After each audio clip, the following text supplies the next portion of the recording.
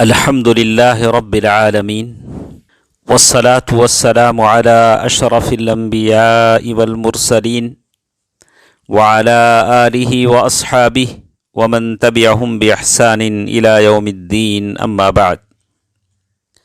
ساری حمد و ثنا، تعریف، توصیف اللہ رب ذوالجلال کے لیے ہے، جو ساری کائنات کا مالک ہے، خالق ہے اور ساری کائنات کی تدبیر کرنے والا ہے۔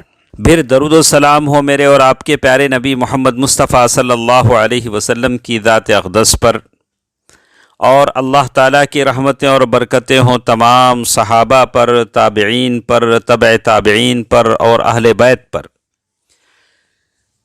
محترم حضرات و خواتین، ہم سن رہے ہیں توکل کے بارے میں۔ دلوں کے اعمال میں سے یہ گفتگو ہماری ہو رہی ہے توکل کے بارے میں۔ توکل اللہ پر بھروسے کی بات ہے۔ تو کل کے درس میں ہم نے سنا کہ توکل سے ایمان کا کیا رشتہ ہے، اور توکل کے بغیر ایمان کا دعویٰ بے معنی ہے، بیکار ہے، اور توکل ایمان کا ایک حصہ مان لیجئے، حصہ ہے، شرط ہے۔ آج کے اس درس میں ہم سنیں گے توکل اور اسلام کے بارے میں۔ ہم نے موسیٰ علیہ السلام کی وہ بات جو قرآن نے بتایا، ہم نے پڑھا تھا اس سے پہلے، جو سورۃ یونس آیت نمبر 80 پر 4 اور 80 پر 5 میں بیان ہوئی۔ اللہ تعالیٰ کا ارشاد ہے، یا قوم ان کنتم آمنتم باللہ فعلیہ توکلوا ان کنتم مسلمین فقالوا علی اللہ توکلنا۔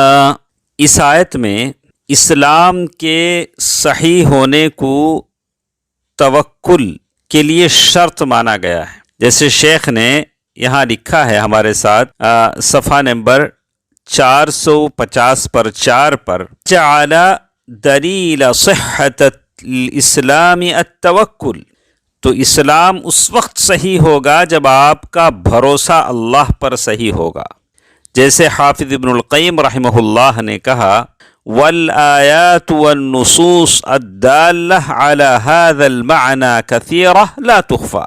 اس سلسلے میں بہت ساری آیات آئی ہیں اور جو اس بات کو بتاتی ہیں کہ بغیر توکل کے، بھروسے کے، اسلام کا دعویٰ بیکار ہے۔ ایمان اور اسلام کے بعد ایک اور چیز جو ہمارے ساتھ رہ جاتی ہے، احسان کی۔ احسان اہل ایمان کی ایک صفت ہے۔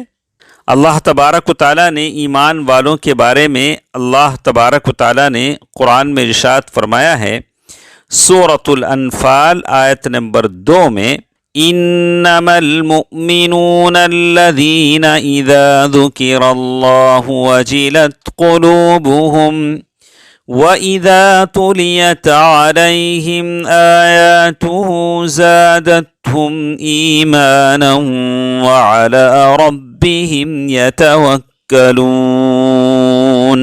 بس ایمان والے تو ایسے ہوتے ہیں کہ جب اللہ تعالیٰ کا ذکر آتا ہے تو ان کے دل ڈر جاتے ہیں، اور جب اللہ کی آیتیں ان کو پڑھ کر سنائی جاتی ہیں تو وہ آیتیں ان کے ایمان کو اور زیادہ کر دیتی ہیں، اور وہ لوگ اپنے رب پر توکل کرتے ہیں، یعنی بھروسہ کرتے ہیں۔ یہاں مومنوں کے لیے خصوصیت کے ساتھ 3 صفات کو بیان کیا گیا۔ جیسے کہا گیا کہ خوف اور ایمان کی زیادتی اور اکیلے اللہ پر بھروسے کی بات ہے۔ یہ صفات جو ذکر کیے گئے ہیں وہ صرف اہل ایمان میں ہو سکتے ہیں۔ یہ تو تھی بات اسلام کی، ایمان کی، احسان کی، ان کے ساتھ توکل کا کیا تعلق ہے، اور ان کے بغیر، توکل کے بغیر یہ چیزیں پوری نہیں ہوتی ہیں۔ تو چلیے ہم آگے چل کر سنتے ہیں ہدایت۔ ہدایت یہ اللہ کی طرف سے ہوتی ہے۔ اللہ تعالیٰ نے صاف طور سے کہہ دیا اِنَّكَ لَا تَهْدِي مَنْ أَحْبَبْتَ وَلَكِنَّ اللَّهَ يَهْدِي مَنْ يَشَاءُ۔ آپ جسے چاہتے ہیں ہدایت نہیں دے سکتے ہیں، اللہ جس کو چاہتا ہے ہدایت دیتا ہے۔ اور ہم ہمیشہ ہر نماز میں سورہ فاتحہ میں کہتے ہیں اہدنا الصراط المستقیم، اے اللہ سیدھے راستے کی طرف ہمیں رہنمائی فرما۔ یہی ہدایت ہے۔